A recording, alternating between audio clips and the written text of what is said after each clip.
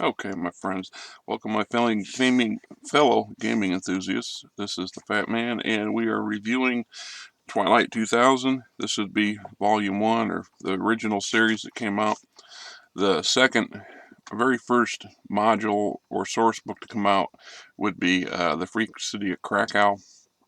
For the most part, it takes up right after your group has fought its way out of the trap or the destruction of the Fifth U.S. Army, and you found yourself basically on your own. You're in survival mode.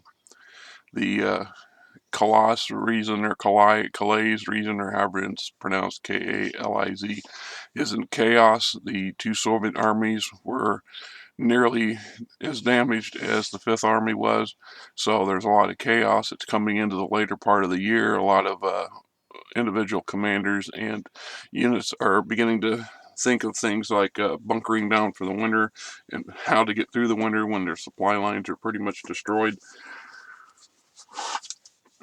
The Free City of Krakow is exactly what it is. It's actually, I think, a very well laid out, well-rounded module. It includes a lot of options and a lot of opportunities. There's uh, one important mission or campaign item in here that you can build on, but there's a lot of other opportunities. Um, It says, like I said, you see, Krakow was a free city. It was back in the fall of 1999 when Krakow declared itself a sovereign state. Don't know how they expected to get away with it, but they did. I guess because the local garrison stayed on as the city's defense, they made the city tough enough that no one left in southern Poland cared to take them on. This would be like Casablanca during World War One, and a couple other places where pretty much all sides have more or less tactfully agreed to leave it as it is and take advantage of the fact that it provides a place that's unofficially uh, open for all sides to trade and to conduct some business and to conduct espionage, and that makes it a very rife environment for gameplay. As a matter of fact, after I'd read through this, and I've read through this a couple times, but I reread through it here recently, and I realized that this sort of setup, this one source book, could be an entire campaign by itself, and you may not need to purchase any or majority of the other source books and modules, because if you're not going to go anywhere, there's lots and lots and lots of opportunities for an extended campaign here.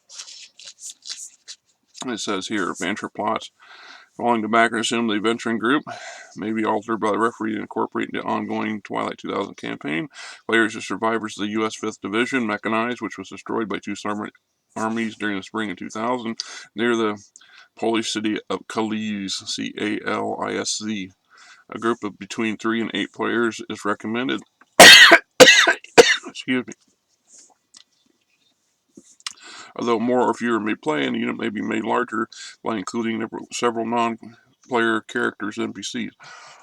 I made the assumption that, if I was to run a campaign in this, that would be one of my preferred options, would be to have the standard 4 or 5 players and then flesh it out with 4 or 5 additional NPCs,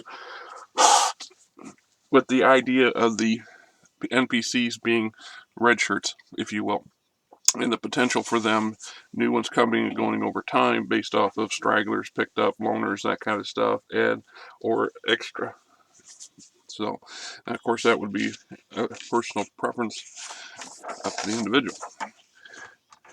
The initial opening gambit is that the card he comes across, what's left of another military unit that's been ambushed, and they find one survivor, a lieutenant.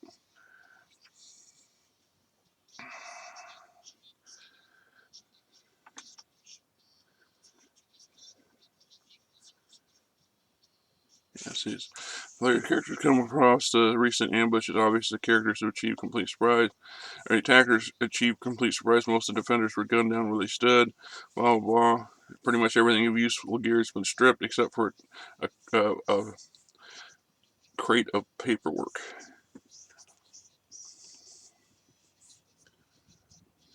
No trace the attackers. Even the brass from the weapons has been picked up. In a short search, they find a U.S. Army lieutenant badly wounded, lying where he had dragged himself after being hit during attack. So, pretty much,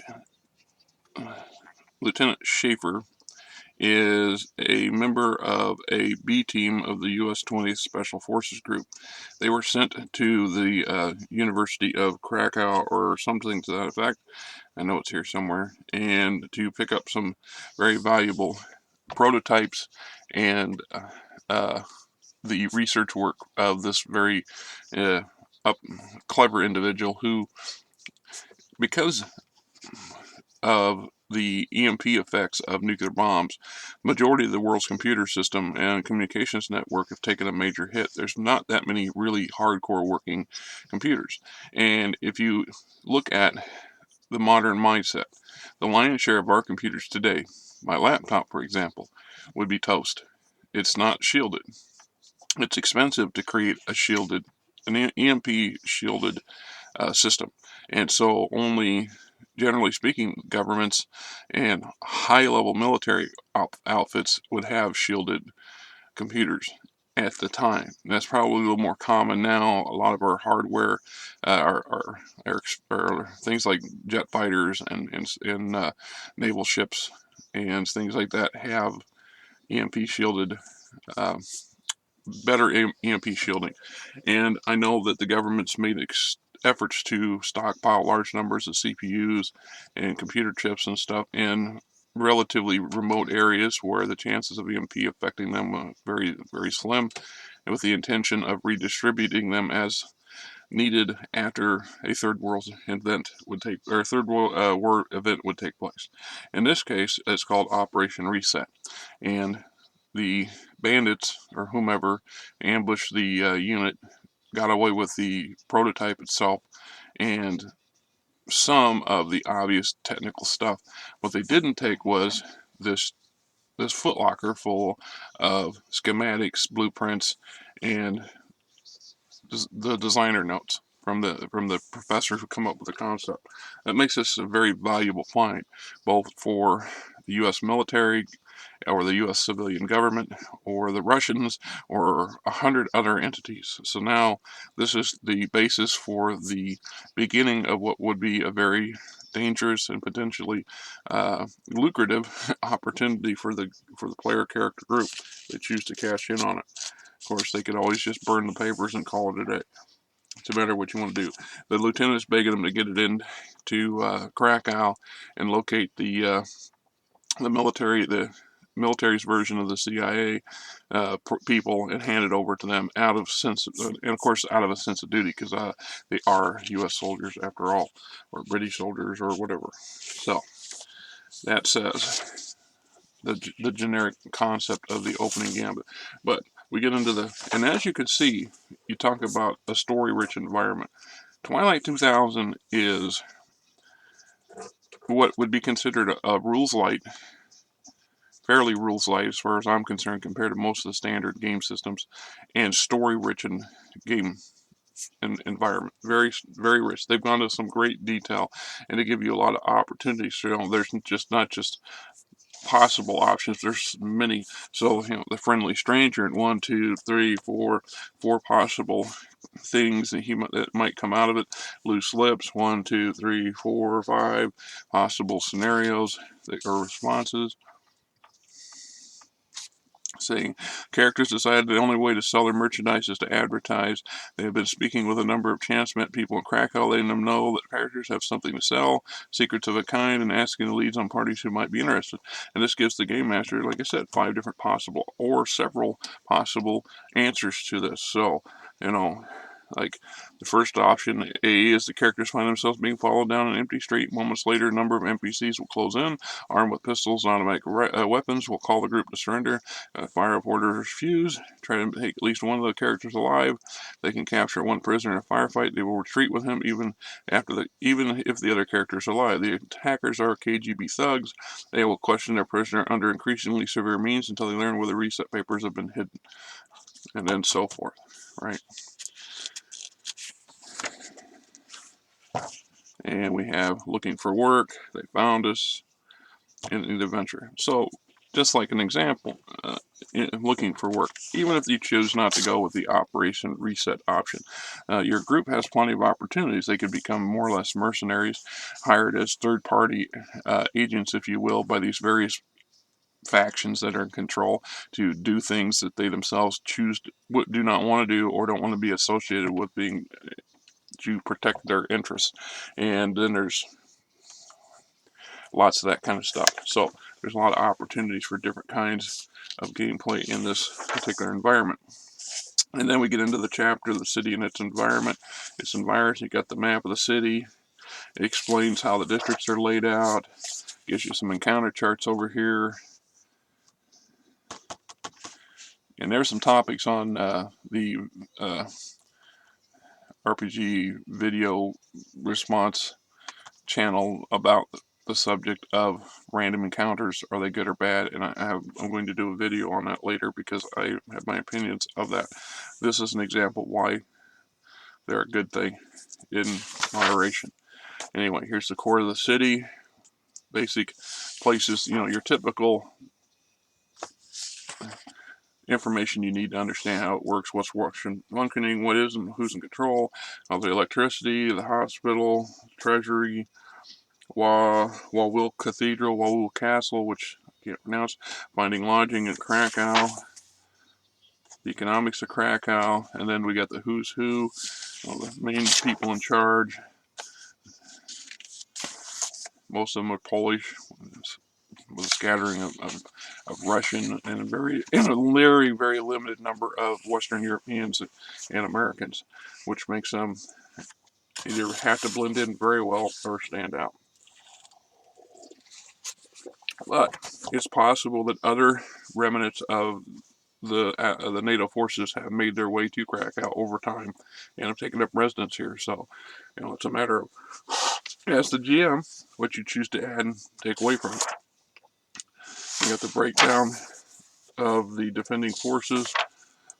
Here's the main city map. Of course, this is the sort of thing an individual could, we could do a Xerox copy of this and hand it out to the players, because who couldn't get a city map in a good sized city someplace? They're always available, unless the whole city's been torched and razed and turned into nothing but rubble. And even then, there's a small, slim chance they might find one, just not going to be accurate. The Warda, the Ormo,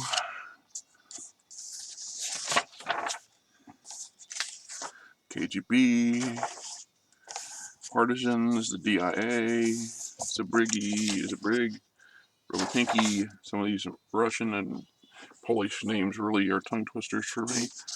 Neighborhood gangs,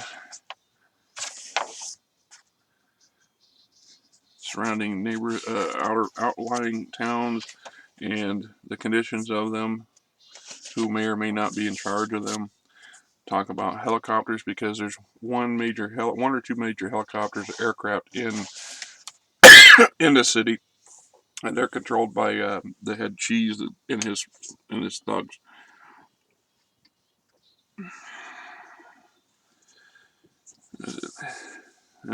Unlike ground vehicles, aircraft engines cannot be converted to run on alcohol. There will be not enough energy in alcohol to get an aircraft airborne. Since they require aviation fuel, aircraft have become increasingly rare and seldom flown. Aircraft of various types, especially helicopters, have been stored in barns and hangars across Europe, blah, blah, blah. So they have a limited amount of aviation fuel, which would give them some rare tactical options. Mostly it's been held in reserve to provide an escape outlet for the top couple head cheeses. But if for some reason the characters decided they wanted to bug out, they could either arrange to destroy these things or steal them and find themselves with some very valuable trade goods, at least in the way of the fuel. So, or they could steal the helicopter itself and fly as far away as they can get until they run out of juice. And then we got some stats, additional stats for helicopters and ammunition for the helicopters. Basic rules for movement in flight, damage location, explanation, travel, movement, map of Earth, pylons, maintenance, components, firing at, firing from. These were additional rules added on, obviously, because they're not covered in the core book, because that wasn't, it's assumed that that the player characters are not going to have access to a lot of aircraft or any aircraft, and if it is, it's going to be very briefly accessed because you can't support them over a length of time. You were here, it took place in the States. Chances to run across things like ultralights and one-seater, two-seater civilian planes are quite high. Quite a few of them would survive, but we would run, just like here, would run into problems with fuel and part maintenance at some point, because it's a lot different maintaining any kind of aircraft versus a car. So there you have it, the free city of Krakow.